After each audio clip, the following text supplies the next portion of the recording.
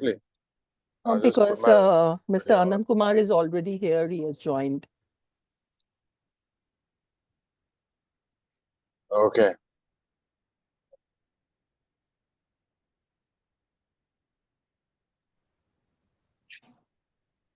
Anant Good ji? afternoon. Good afternoon, everyone.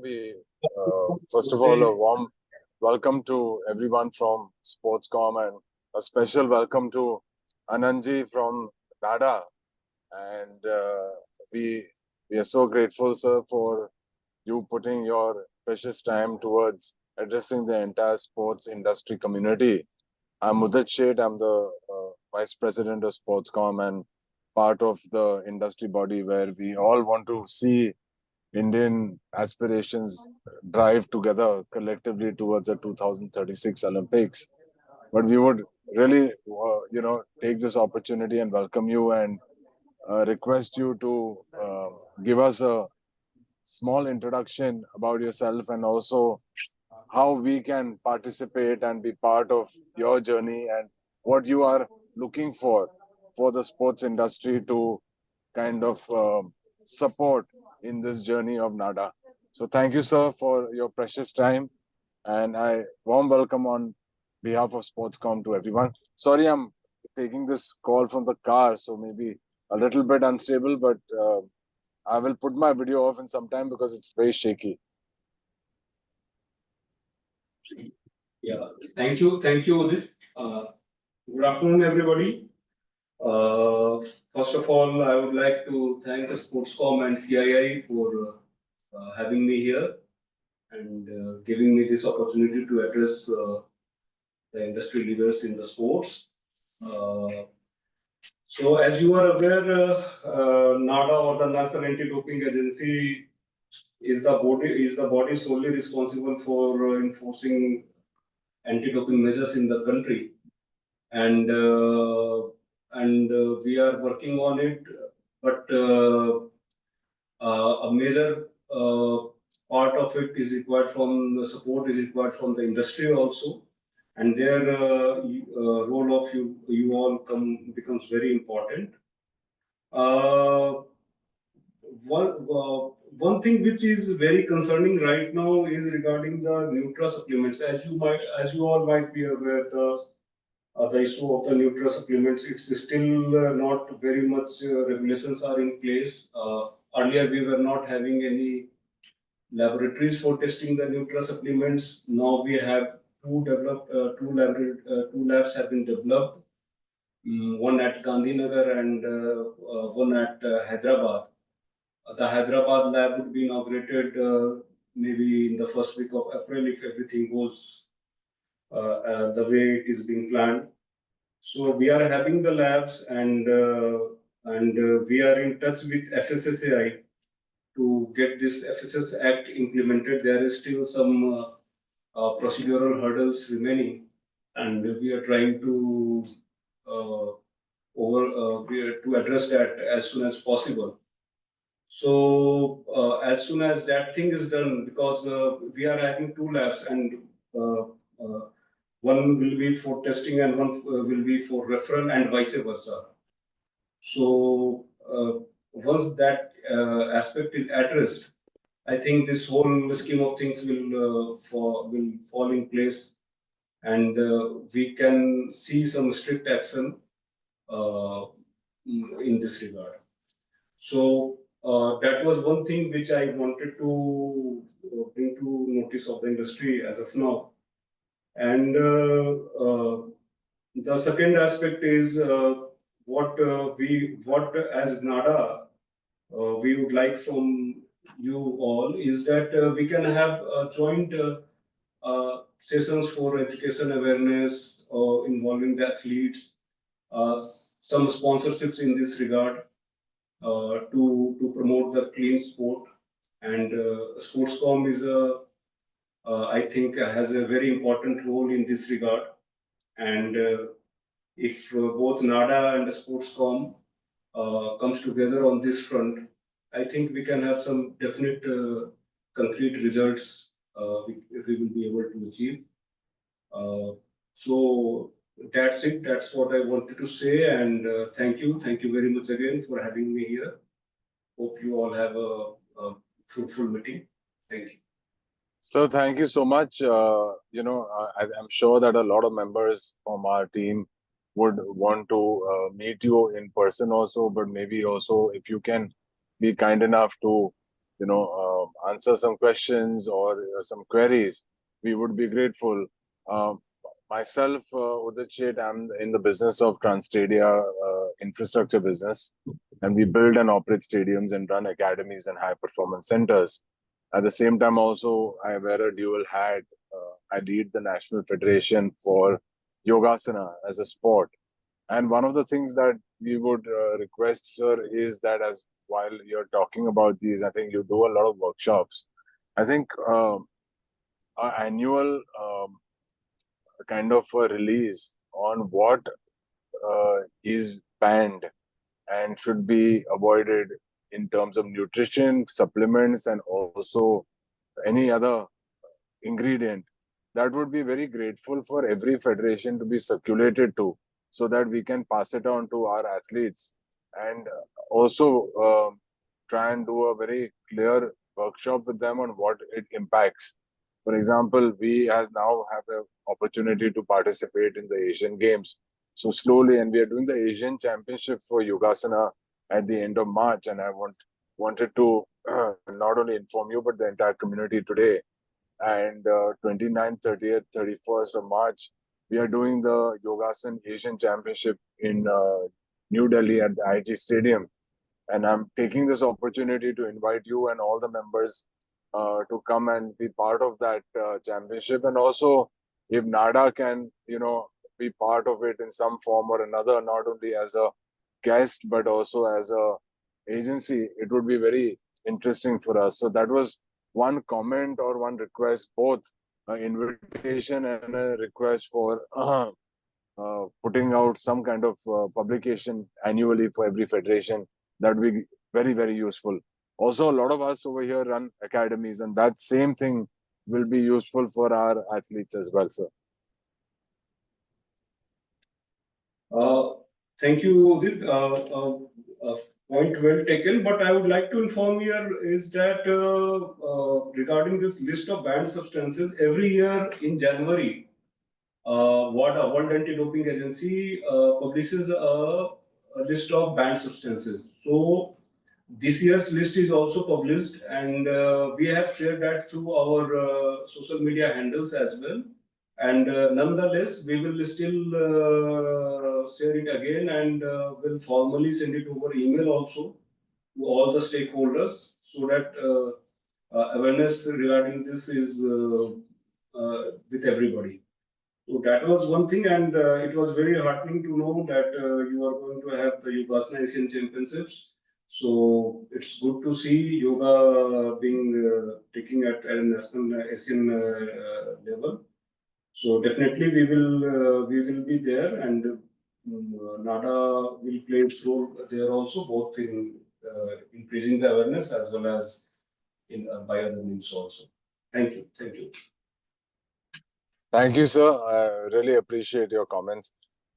We can open it up to the floor to all our prestigious members. If they have any, please raise your hand, and my request is to introduce yourself and then address the question to sir, please.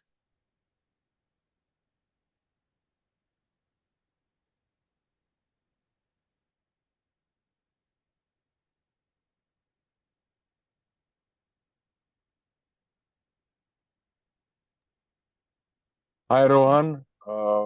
Please take it forward. Hi. Thanks for that. This is Rohan Vyavaharkar from Sports for All, SFA.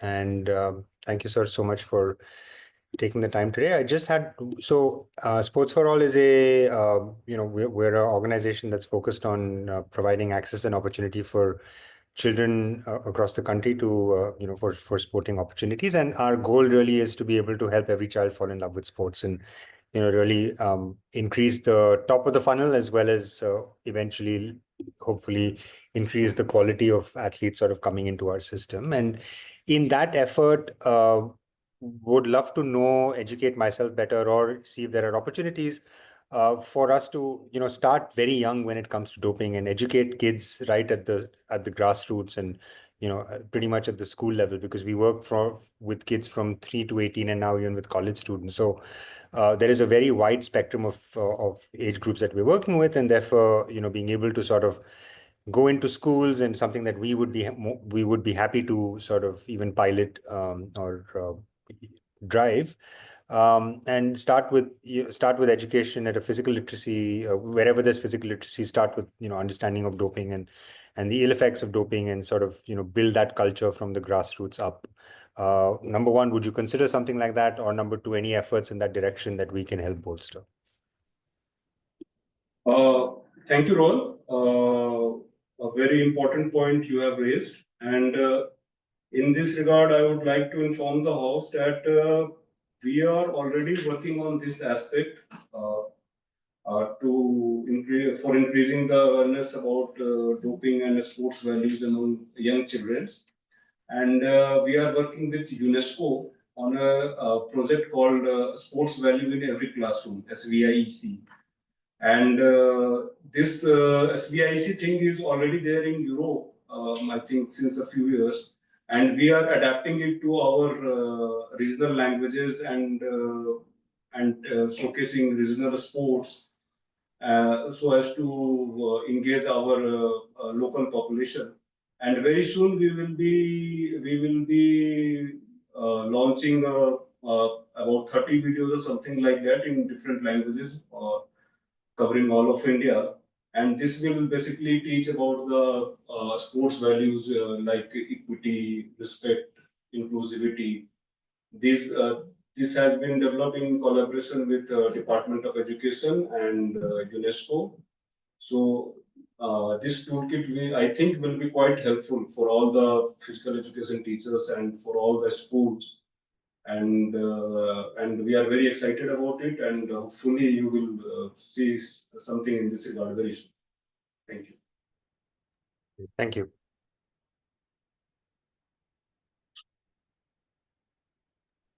So, Udit, again, from the Federation point of view, my only request is that when we do these international championships in India and national championships like national games, can we request that NADA has some branding,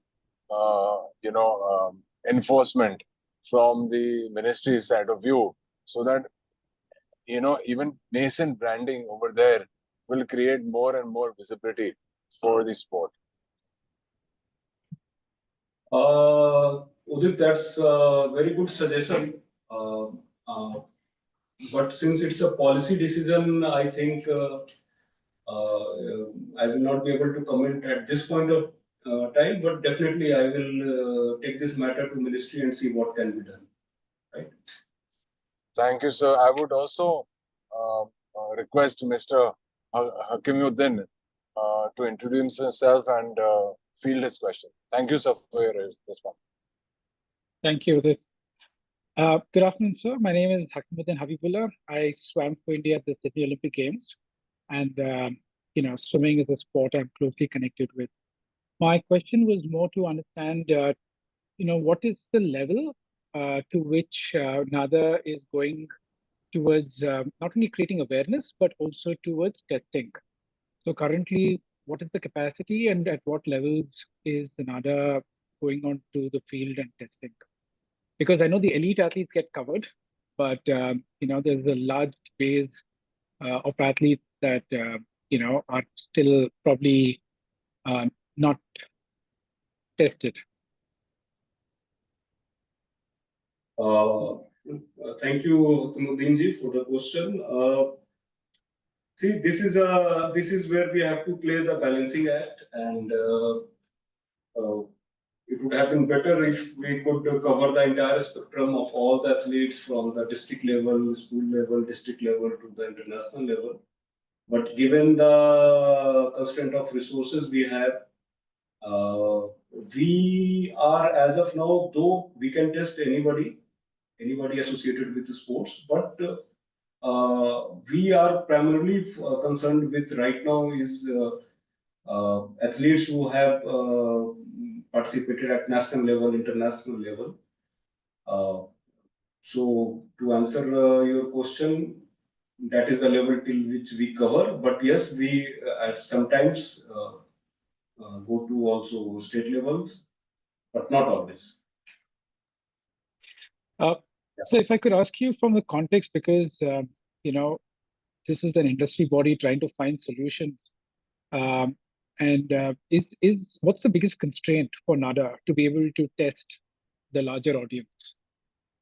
Is it the price point? Is it lack of lab resources? You see, if the samples which we collect can be tested only at WADA certified laboratories, right? So right now we have only one in our country, NDTL, National Dope Test Laboratory. So major constraint, that is one thing, the number of labs which we are having, and all over the world we are having only 30 such labs.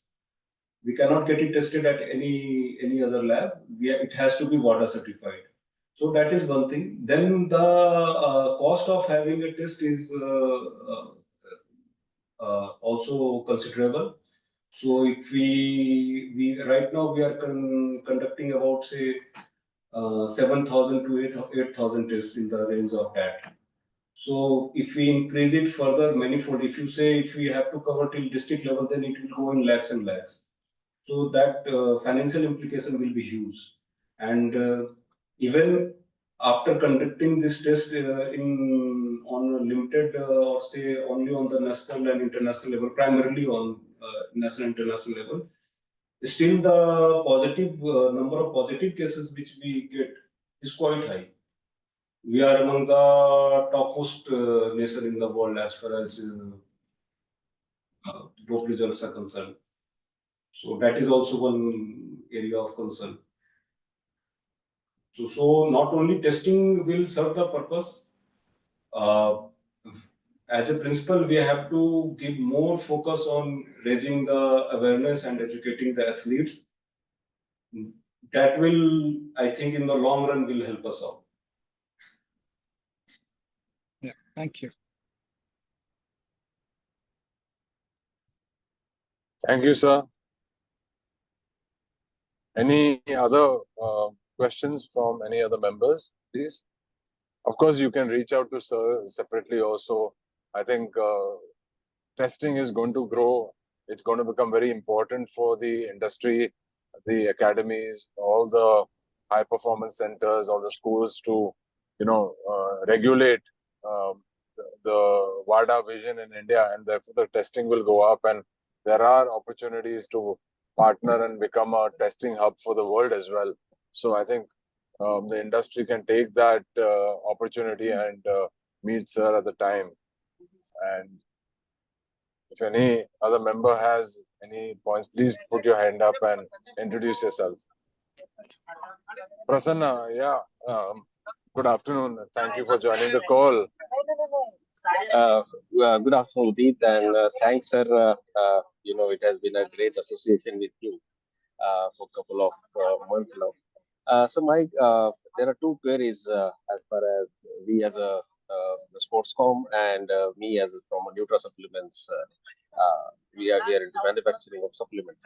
My first question to you, sir. We have participated in that UNESCO roundtable discussions or internal discussions. We have given the proposal. I just wanted to have your ideas of that, how we can take it forward to the next level. Pardon, Prasanna, which roundtable discussion you were saying? So this UNESCO, it was organized by NADA, and we Sportcom presented, how we can regulate the doping control in nutrition supplements, on a national and international level. This was a UNESCO conference. If you if you can just elaborate more on this. Yeah. Okay, and Actually, Prasanna ji, we will do one thing. We will send that information to Anant ji. He took over a month back now. He may not have that information.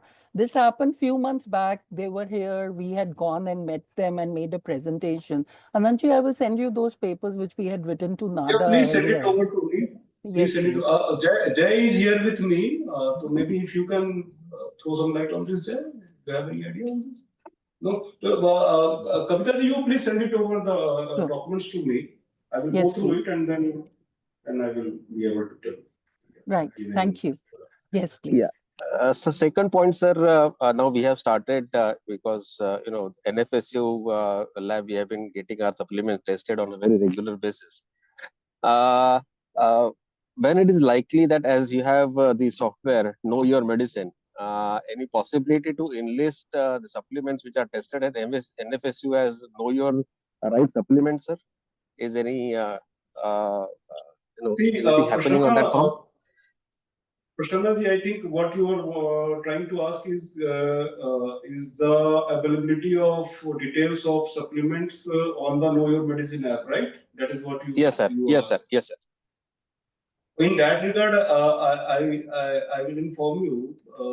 WADA as a policy, WADA, our international body, World Anti-Doping Agency, as a policy says we cannot, in a way, support or showcase any supplements, right?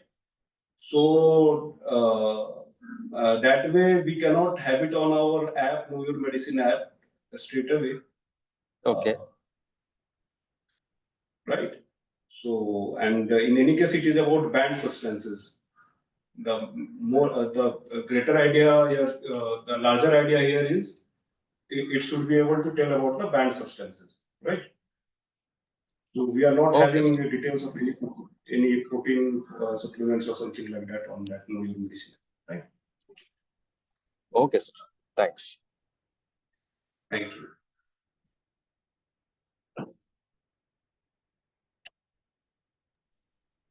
Kavita, are there any more questions? Yash?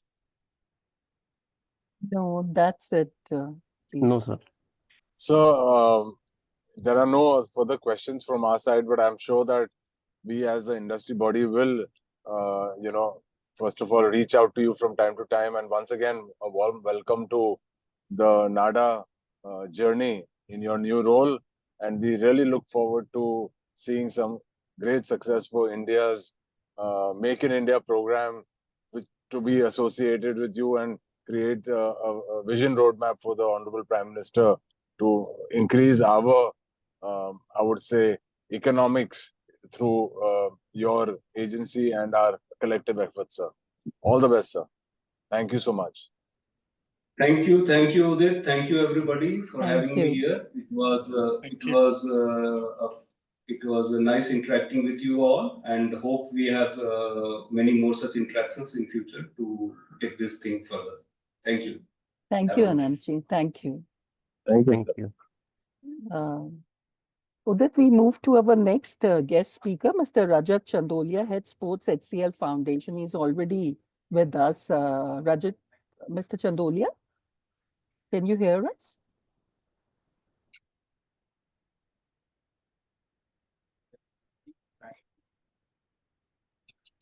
So,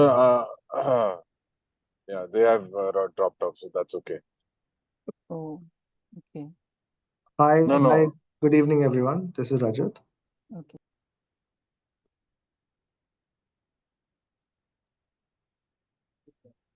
Can you hear me? Warm welcome to you, Rajat Ji, from HCL Foundation, and welcome to the Sportscom committee meeting with all the members from the industry. May I request you to take this opportunity and give us a few, lines of your introduction and, what we can do together. That would be immensely beneficial. Thank you for being part of this call. We are all very grateful. Thank you. Thank you, Udit, for inviting me to Sportscom and, of course, to this meeting. The only thing, I'm sorry, but there's some miscommunication. But my calendar was blocked from 4 to 4:30 for this meeting, and I have some other meeting which starts in the next 2 minutes. But I can shift that meeting to maybe another 15 minutes. So I'm sorry, but I will have 15 minutes. If that's okay, then we can, maybe, start off the call, and maybe, the interaction can happen later. but there is some I think miscommunication that happened.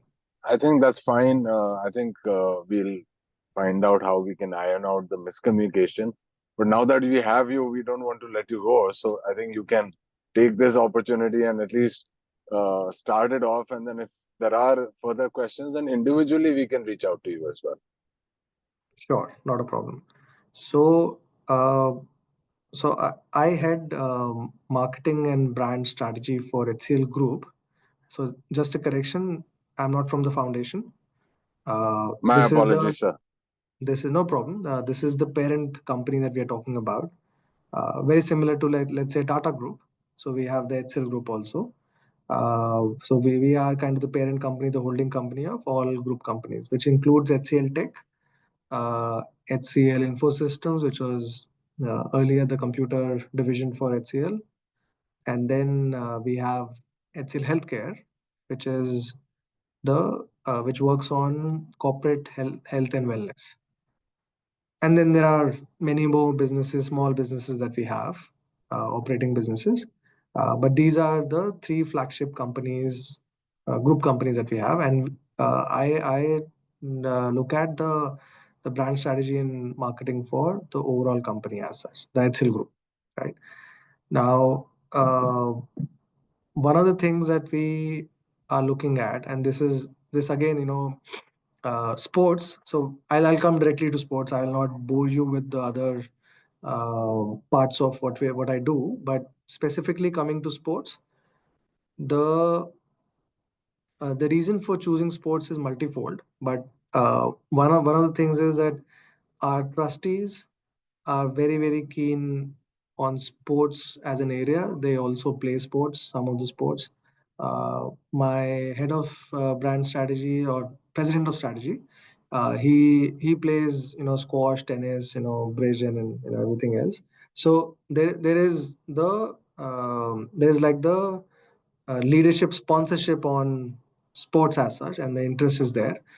The second thing is that we have a brand purpose called human potential multiplied, uh, which again, if I just talk about sports, then this whole philosophy of human potential multiplied actually comes uh, into live action, because sports is one area where human potential is definitely multiplied, right? So that is what prompted us to look at our investment in sports. Now, unlike other brands, who of course have some branding objective or business objective of looking at sports as, let's say, a sponsorship or doing other things with that, our goal, and this again comes from the brand purpose, the strategic purpose that I'm talking about, multiplying potential. uh, it, it it has a direct impact there, because uh, what we do in sports is actually to develop the sport. It's actually to multiply the potential of that sport and the athletes, and we do that through multiple ways. Uh, Also, we have chosen a few sports, uh, and very categorically not chosen the mainline sports, because of, I think, there's enough support there, right? I think that's the main fundamental of not going for the mainline sports, whether it's cricket, football, basketball, and other sports. There is enough funding, there is enough corporates who are looking at it. There are, of course, the government is there, and a lot of other sponsors. Correct. So we have looked at three sports. Squash is definitely one of the main ones where we are the strategic partners for Squash in India through a partnership with the Squash Rackets Federation of India. That is one area that we look at, one sport that we look at. The second sport is bridge, which is, bridge is a strategy game played by cards. Uh, Unlike other forms of card games, this is more of a strategic game. It comes into mind sports. Uh, our trustee again, Mrs. Kiran Nada, she is an international bridge player. gold medalist in Commonwealth. So through her sponsorship, through her, she is our patron, and we have been supporting the game of bridge in India specifically for the last, I think, 22 years.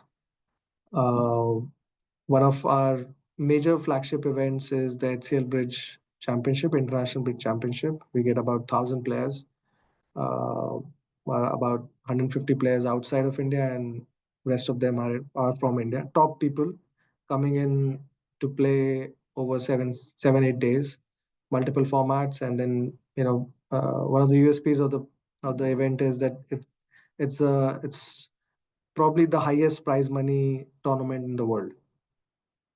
The prize money is about 2.7 crores or something like that. So, and you will be surprised that there are a lot of people who play bridge across the world, in millions, if not billions, but definitely millions. And the only thing is that it's played by people who are on an average 50 years and above. But like I said, it's a strategy game. It's a mind game. A lot of people who play this is the research says that they don't have Alzheimer's and other kind of brain diseases. So and they are very sharp, very intellectual, and other things. So again, sorry, I'm going into details of it, but bridge is the second game that we are supporting for a long time. Squash we have been supporting for, I think, now close to 8-9 years. I started in 2016. Then recently we are going into cycling.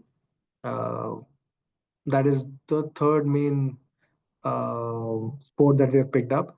Cycling again has a huge potential. It's, I think, the third highest medal kind of getter in Olympics. So India, of course, there is potential, but we're still far behind from the world. But still, we wanted to start this early. We wanted to start,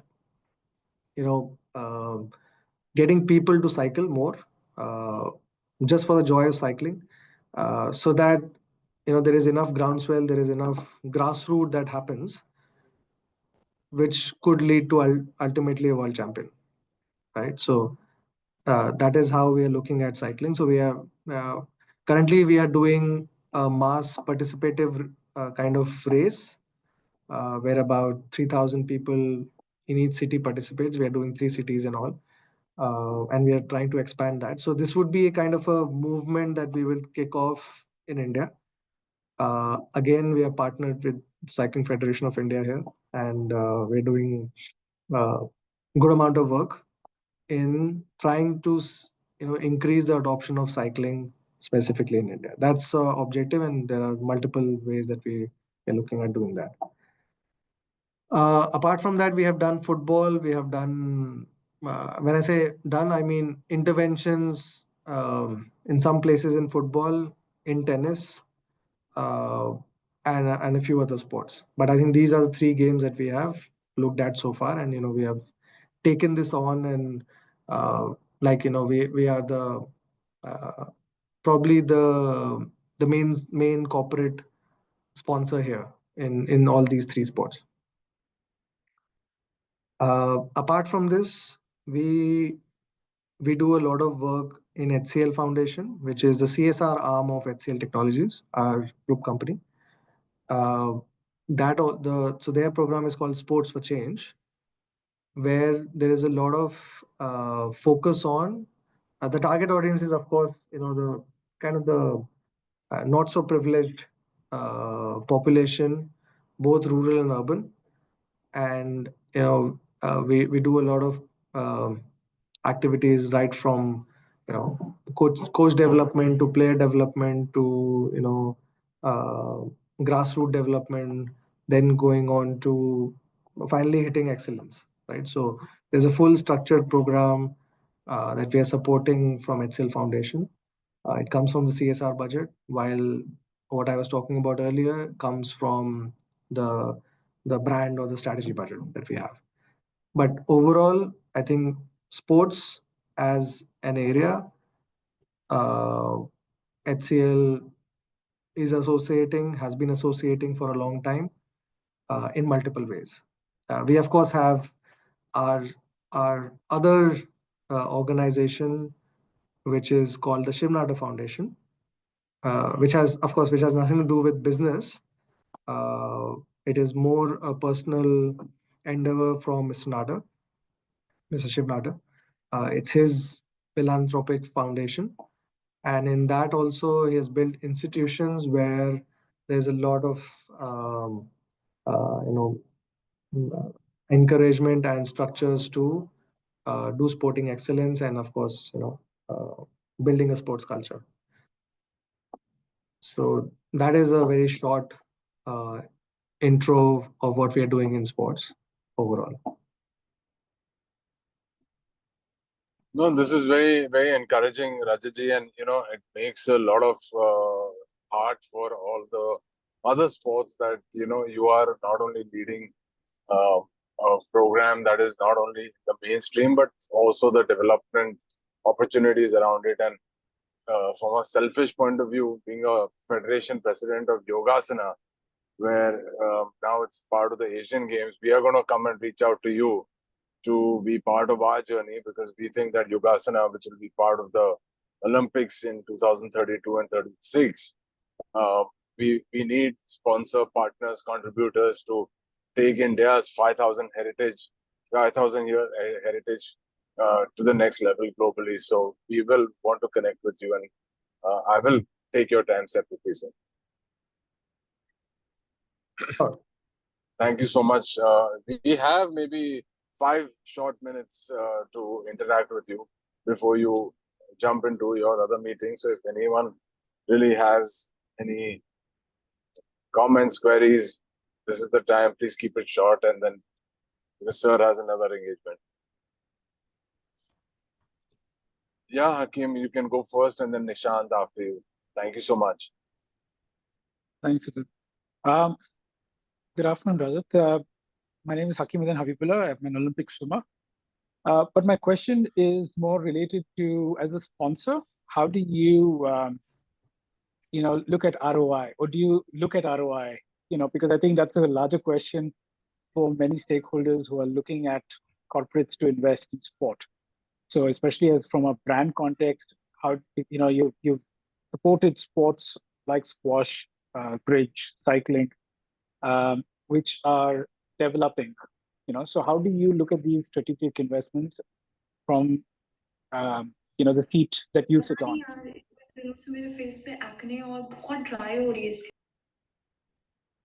Sorry, I think, yeah.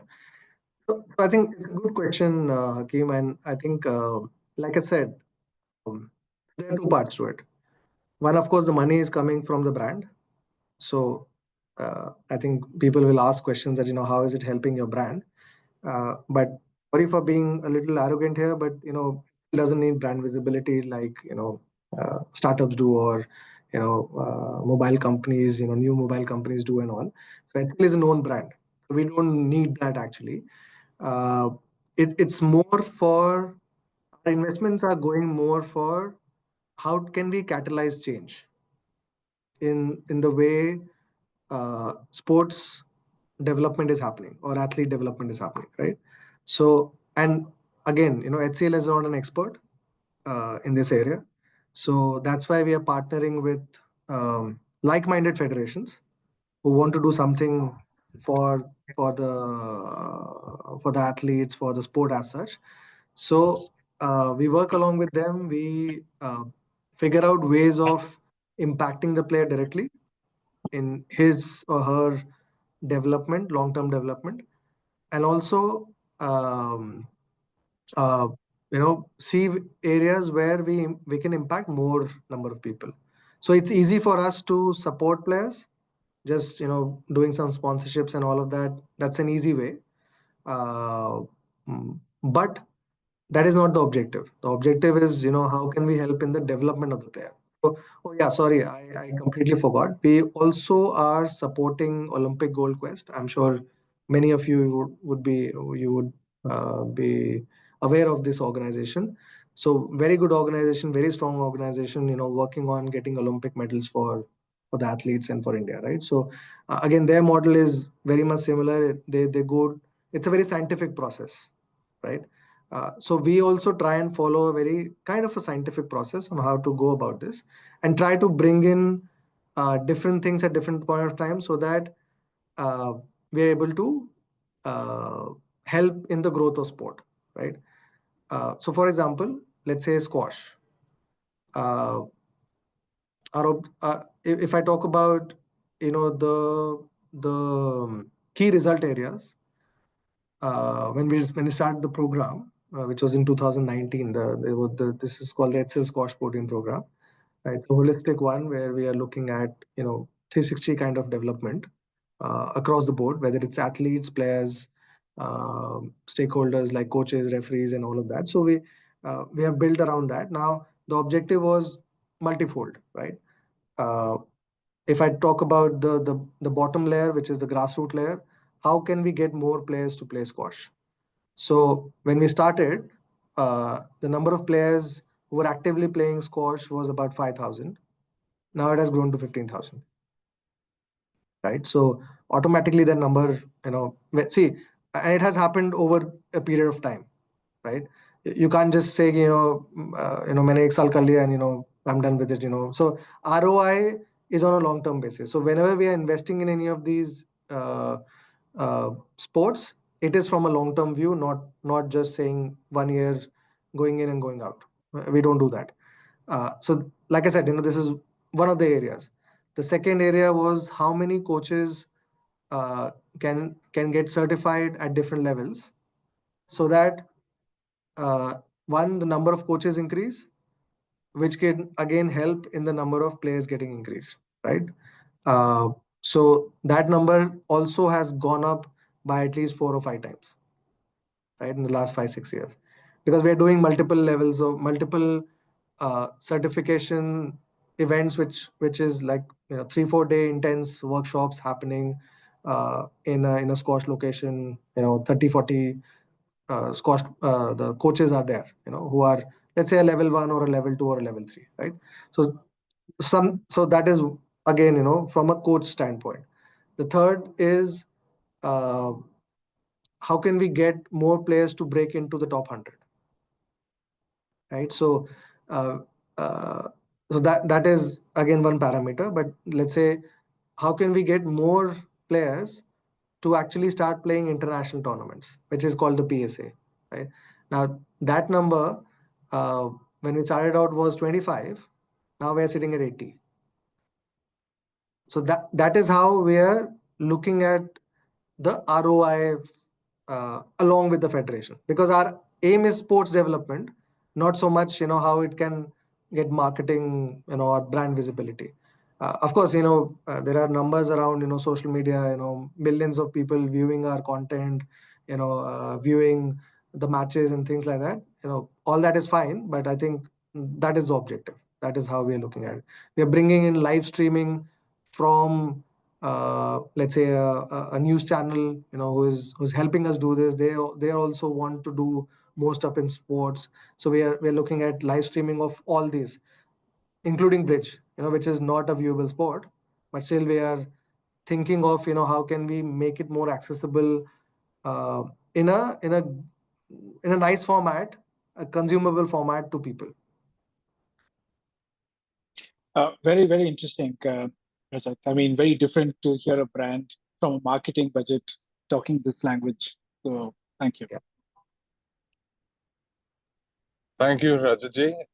Do you have time to field 2 more questions? One from Nishant and one from Karanji. Hi, Rajat. Hi, Nishant. Thank you for that talk, and thank you for those insights. So I work with Sports Village, and we are a school sports organization, and we work closely with HCL Foundation and Shivnada Foundation. So my question was rather a more, I would want to have your insight is, how different are the CSR funding when it comes to grassroots sports, and when compared to the marketing spend that you do?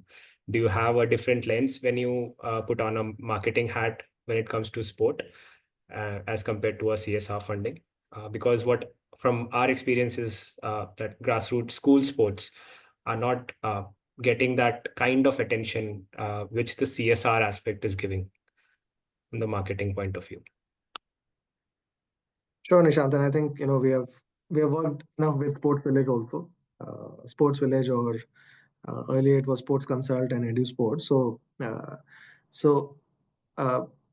see, I think I've given some bits and pieces to in the earlier response to the question.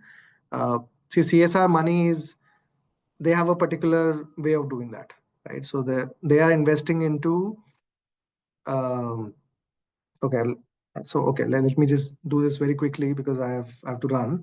But see, HCL Foundation is, like I said, it's a CSR arm of HCL Technologies, right? HCL is present in, let's say, 10 odd cities where we are not just giving employment, but also developing that city and doing a lot of interventions. So our CSR is also focused on those cities in and around, let's say, the urban slum areas where we are doing a lot of interventions, whether it's CSR or even business side, right? In terms of generating employment, things like that. So CSR money goes into developing of the HCL ecosystem, and within that, sports is a very important part to it. It's like the how would I say, accelerator. When we go to when we are going to a community in our cities and helping them, it will ultimately help HCL also in that way, right? So our CSR funds are mostly around that, and the sports is one of the parts, and where we are helping in different things. Like we have taken up, I think, 150 schools, government schools, and I think Nishant, you would be aware of that. So we've taken up that. We are building infra both from a education standpoint and also sports standpoint. I think we're doing. I think we have taken over PE classes, doing physical assessments. We have built infra somewhere, so all that is going on from the CSR standpoint. And this is sports agnostic. They have, of course, chosen some sports where they think that the underprivileged or not so privileged people are good at. While from an HCL brand perspective, we are tying this back to our brand philosophy and picking up sports which are tying to the HCL brand values, right? That's how we have taken up squash, cycling, and bridge. Both as a combination of, so HCL is both an intellectual organization and a very agile organization, and that's how squash and cycling comes into the agile part, and bridge comes into the mental part, right? In fact, squash is also called the physical chess, so it has both parts to it. So anyway, so long story short, this is how the difference of funding is. Thank you, Rajat. Very, very insightful. Do you have time, Rajat, for a last question? Yes, sir. Please go ahead. Hi, Rajat. Hi, Karan. All right, my name is Karan. I'm from I'm Game, and I first want to congratulate the whole HCL team. You guys are doing some phenomenal job for the sports you just spoke, and I know I was associated with one of them. And this is actually related to what Udit asked, because as a strategy, and this strategy was from a CSR point of view of HCL, which said true to our roots, right? So I'm just asking, will HCL be interested in future where homegrown sport now, being yoga, be kho, and will you be interested in actually taking into different, and we're trying to build community out of this? I just want to understand that, because I'm Game is coming again this July, and we're trying to build up a lot of things around that, and I just want to understand that. So would HCL be trying to take that kind of direction where you would love to take on the homegrown sport, because that was one part of HCL which is true to our roots as the tag which went out for the classical music? So I think, Karan, I think the way we go about doing our things or selecting the sport. So okay, let me very quickly give you how we started the sports activity. We actually started with football, where we were supporting Subrata Cup. which was like the biggest grassroots school event in the world Yes. or in Asia, right? Mhm. And we said that, this is a great event, a lot of kids are participating, this Subrata Cup as a brand needs to get elevated. And we partnered with them, right? Then we did tennis, we helped a lot of junior players. So our focus was on developing junior players, and we did a lot of things, right? And then we said that, okay, and in between we started squash. And then in 2019, we realized that we have to make a difference. And for that, we have to invest into development of the sport and get into more and more, let's say, engagements, interventions within that sport. And it takes time. So it has been a long journey, I think 6 years now when we started the full blown program in squash, right? And it's still, I would say that, there are some things that are happening, but the sport needs more. So we also don't want, we are also very selective in picking sports, which kind of sports, and then we go after that. We figure this out in terms of, what is it that is required, and how can we help, and how can we make the change, how can we make it, like, for example, first replicable, then scalable, and then sustainable. Sure. At certain point of time, the sport will not need us and should not need us, right? We should get enough corporates and enough sponsors to support that particular sport, right? So that is how Yep. we are also looking at it, right? So it will be a long process, Karan. So we are trying to fold in maybe, one or two more sports. Again, we're not thinking more about whether it's a homegrown sport or, let's say outside sport, but definitely, one of the parameters could be that, for example, kho or kabaddi or, yoga or whatever. If government makes it a priority, like Udit was talking about, that, for 2032 and 2036, Mhm. if that becomes a priority, then yes, we can definitely look at that, right? Mhm. And see, how we can make an early impact, Okay. so that, the at least the scalability will happen till we reach 32 or 36. Okay. Thanks. Thank you so much, Rohit. Thank you, Rajat. And just want to add that yoga will give 50% of India's medals also in the Olympics. I just wanted to take this opportunity to also introduce very quickly our Senior Vice President, Vivek. He's the MD and the brain behind a lot of sports IPs, including the Tata Mumbai Marathon, which has now Of course. made multiple million people in the country understand running and its benefits and so on. So, Vivek, thank you for being part of this meeting. And thank In you, fact, Rajat. Thank you, Udit in and fact, Rajat. Good to see you again, Rajat. Yeah, good to see you too. Great. In fact, I was just about to say that, the whole cycling thing is actually inspiration from Vivek and what, his team has been doing with marathons, right? So that's the entire, and, I've taken his guidance on specifically developing cycling also. So, and thank you, Vivek, for that. No, more power to you, Rajat, and more power to HCL. You guys are doing great stuff.